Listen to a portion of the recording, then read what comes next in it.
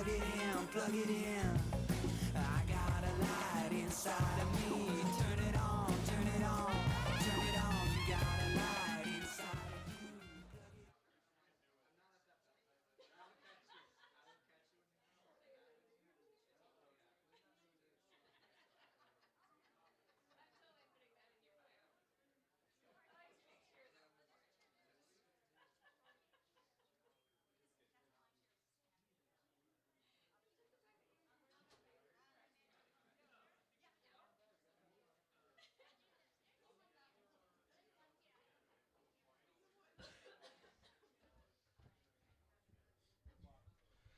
Good evening, everybody. Welcome, everyone. Welcome to Soul Food Books. Can I hear a holler if you're alive and awake out there tonight?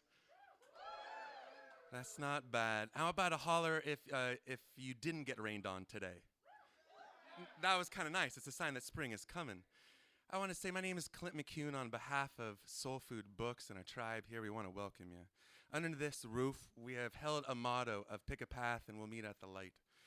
It's a place where the neighborhood can come gather, find out who lives here and what kind of art goes on here.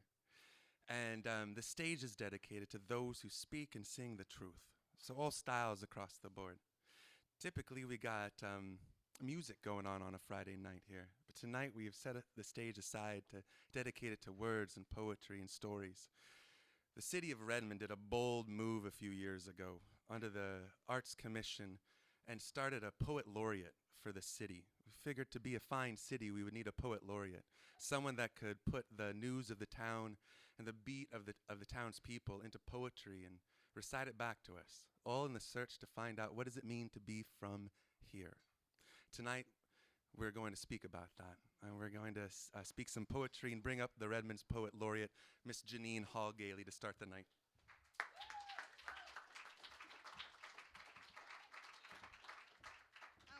I'm so short.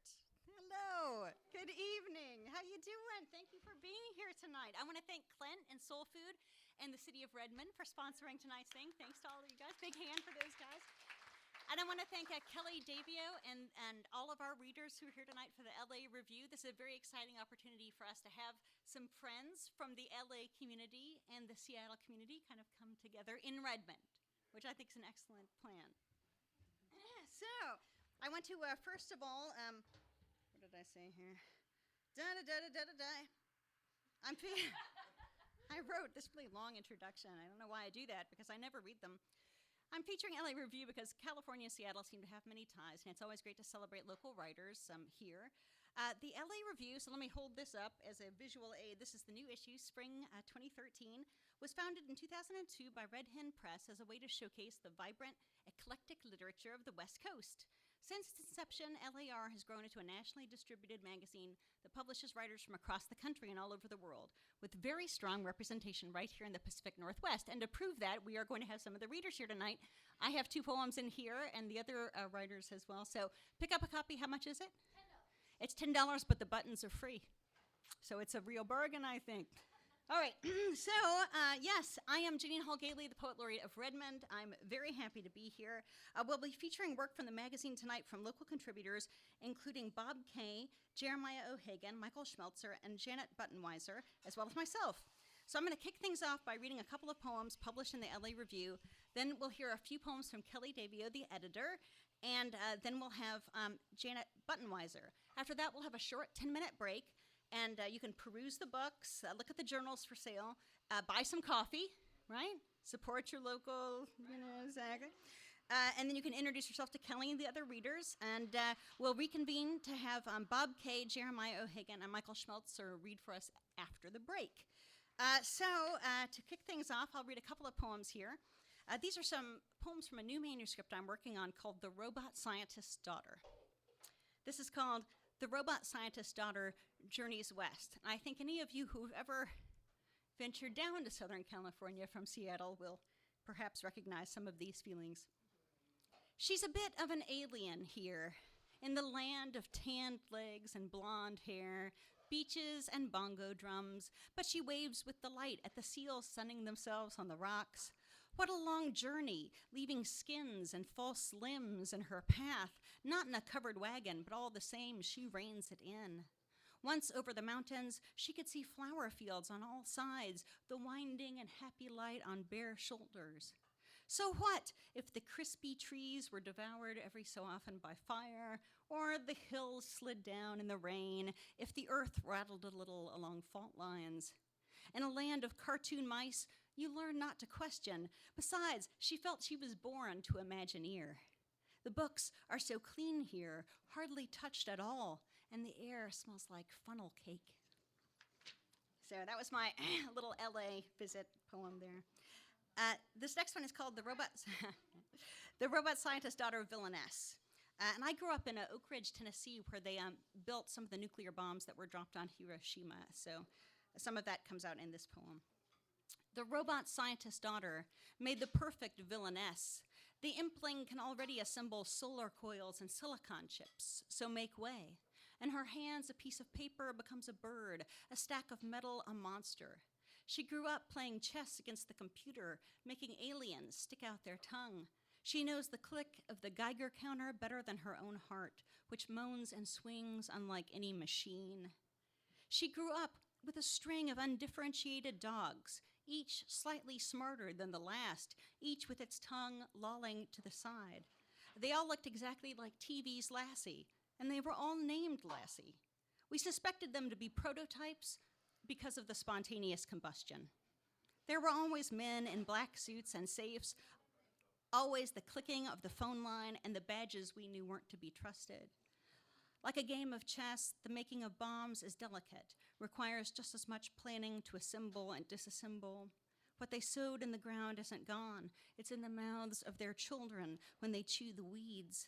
Their children grow reedy and anemic, their needy fists clenching, skipping grades and affronting the public. Any day now, we're watching. So, the next two poems are from my new book, Unexplained Fevers, which is available for pre-order over there on the table. It's more of a fairy tale, so kind of a once upon a time kind of feel. A couple of the poems are about the Snow Queen and some other well-known fairy tales you might recognize. So, this next one is from the new issue. It's called The Wished-For Child. There's a lot of fairy tale stories about couples who are childless, who find children in magic ways. So that's kind of what this is about. The Wished-For Child. Come walk with me across this landscape where a girl is buried with no hands and a boy walks missing into a winter storm where the honk of snow geese becomes a brother's laughter. A childless couple conjures a daughter made of nothing but ice and desire who visits every January only to leave them alone and grieving in spring. So many missing children, the ravens and reindeer leave clues for you to find. Be cautious with your costumes. Peel off the disguise of bee or snake or white cat in satin slippers, only to find them beheaded and human. The old woman looks so familiar, she might be your mother. But when she turns, you find that she is faceless, another anomaly.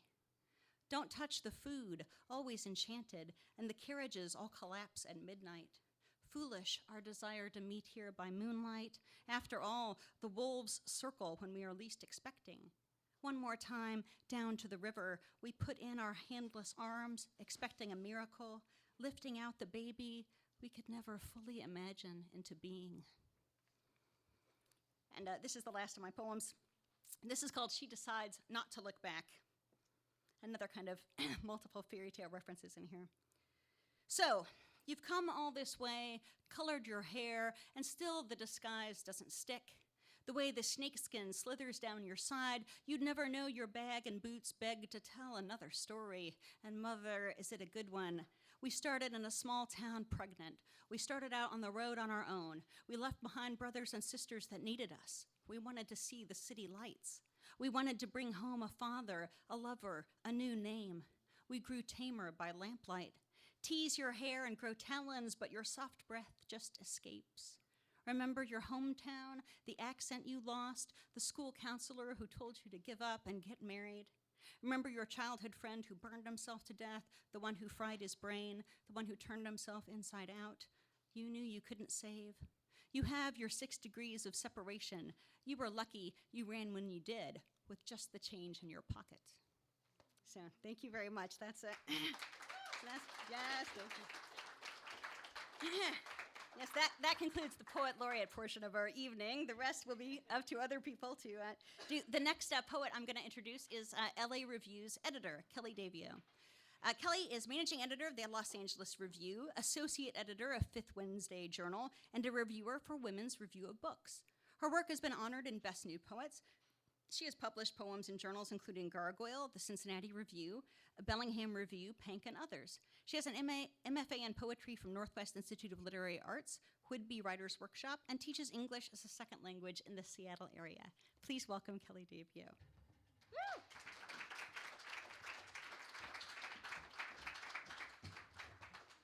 Now I feel so tall. Well, thank you so much, Soul Food Books, for hosting us this evening. Thanks to everybody who came out. Thanks to City of Redmond and to Janine for putting all of this together. It's really a pleasure and an honor to be here with all of you this evening. I'm going to just read you a couple of poems from my new book, which I'm going to hold up for your inspection. It's called Burn This House, and it just came out last week from Red Hen Press. Thank you. Thanks. I thought I'd start by reading a poem that I kind of consider to be a Los Angeles poem. This is one that I wrote on the beach in Santa Monica during a rainstorm, which seemed very unfair to me when I had just come down from the Pacific Northwest. It's called The Trouble with Water. I wait out the thunder in bare feet. Having walked this far over battered rock, clammy halves, sea kelp smelling of sweat and piss, I will not be moved. I shore my flanks against a dune, stare down clouds that peel over black waves.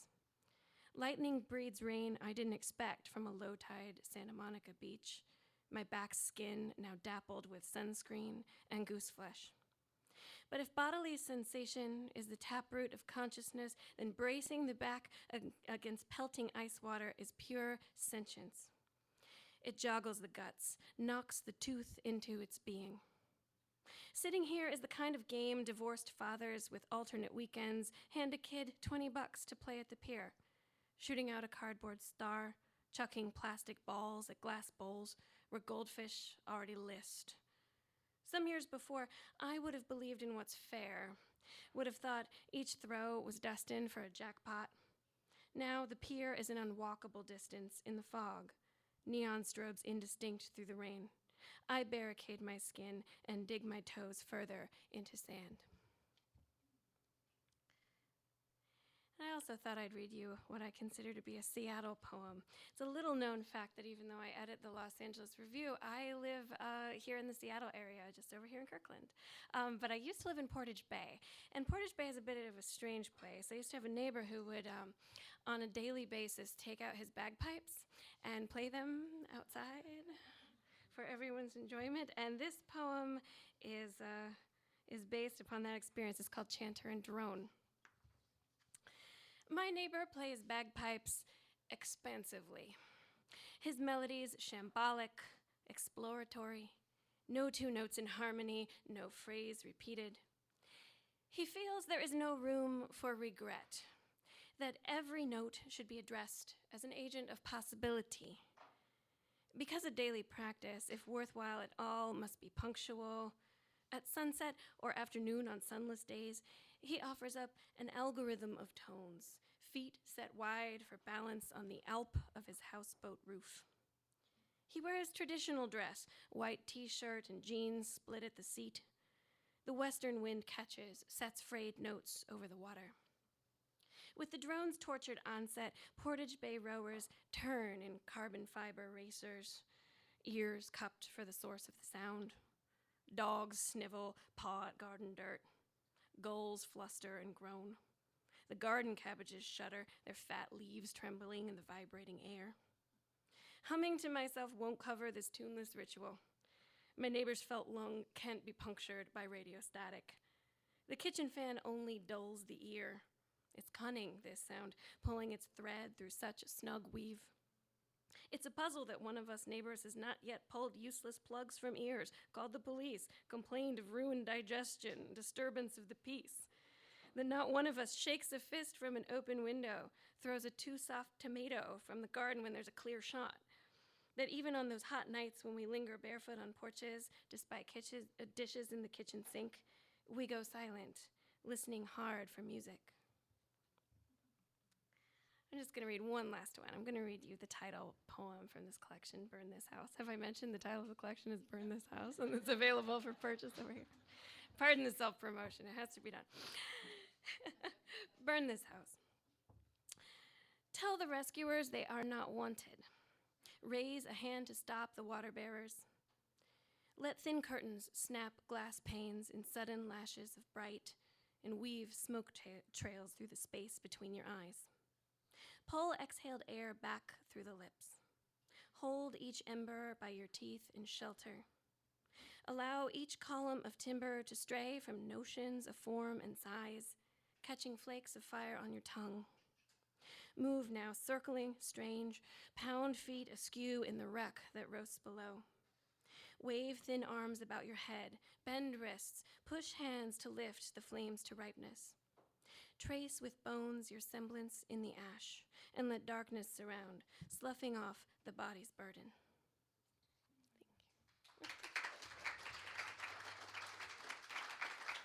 Thank you.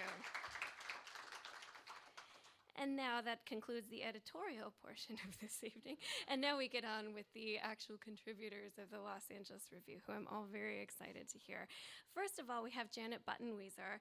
Her brief nonfiction has appeared in several literary journals, and she's won honorable mentions in the Atlantic Student Writing Contest, which is very exciting, and the 2011 Art Smith Literary Award. She is the nonfiction editor for the local Soundings Review, and she teaches writing workshops at Richard Hugo House, and she also holds an MFA from Northwest Institute of Literary Arts as well. Go team. Janet.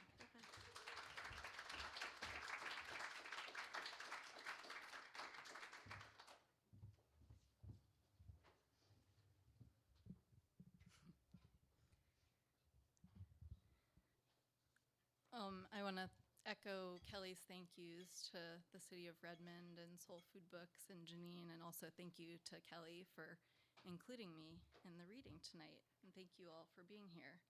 I'm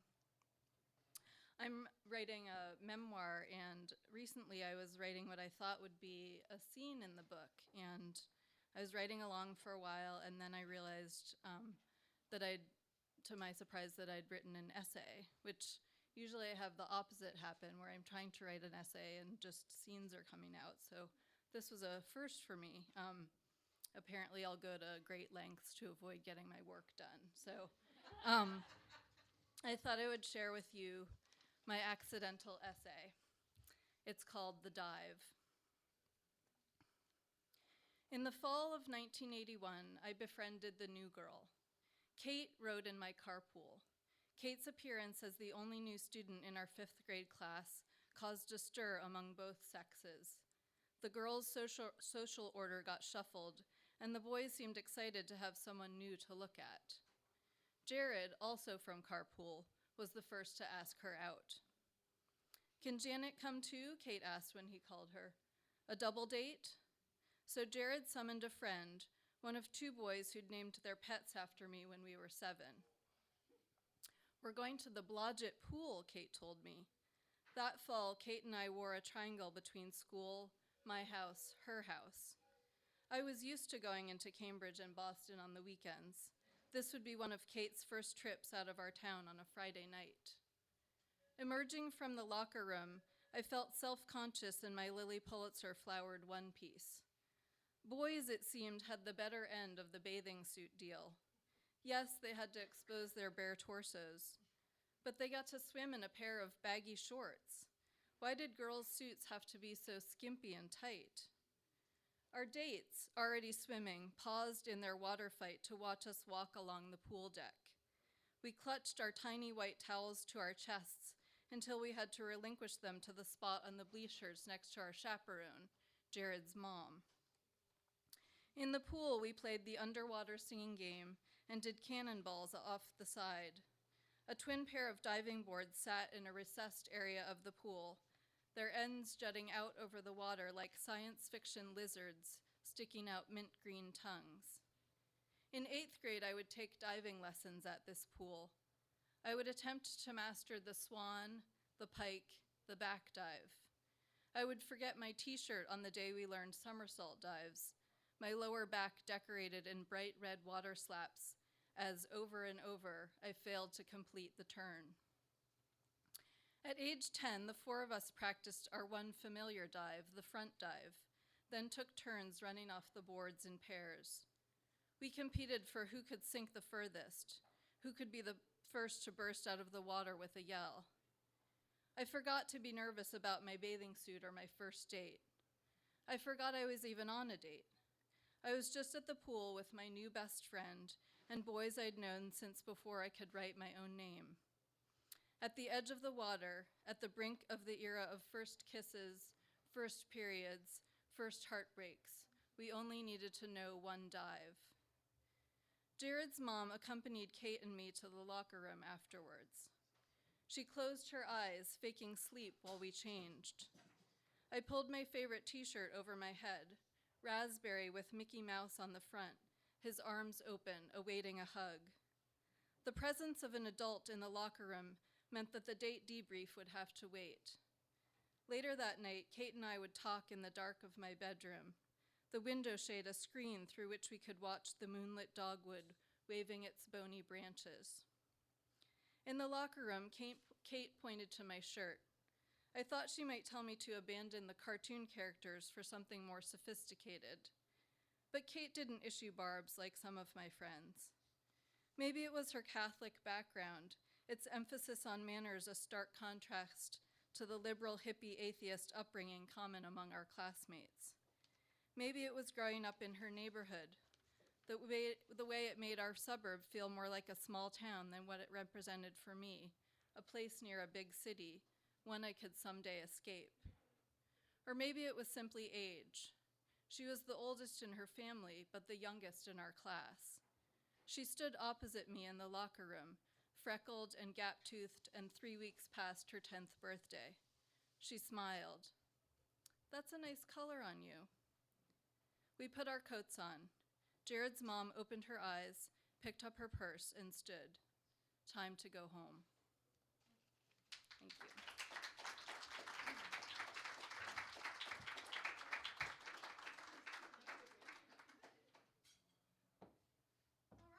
Thanks, you guys. Okay, so just a few promotional things before I let you go on the break to eat some of these fine snacks that Clint and Soul Food Books have laid out for you, backed by the books. Remember to buy Kelly's new book, some of my books, maybe some copies of LA Review for your friends. You know, feel free to buy some coffee. It'll be a big shopping thing. It'll be fun. It'll be helping the economy, you know.